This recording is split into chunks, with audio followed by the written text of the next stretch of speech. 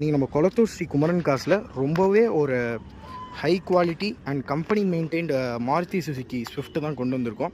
இது வந்து ஒரு 2010 model vehicle, VDI variant. Yes, இது வந்து ஒரு டீசல் வெஹிக்கிள். ஸோ மைலேஜ் பற்றி சொல்லவே தேவையில்ல, ரொம்பவே எக்கனாமிக்கலாக இருக்கும். அப் டு 24 வரலாம் நமக்கு மைலேஜ் தரும். இந்த வண்டியோட ஃபீச்சர்ஸாக பார்த்தீங்கன்னா power steering, power window, central lock, AC எல்லாமே வந்துடும்.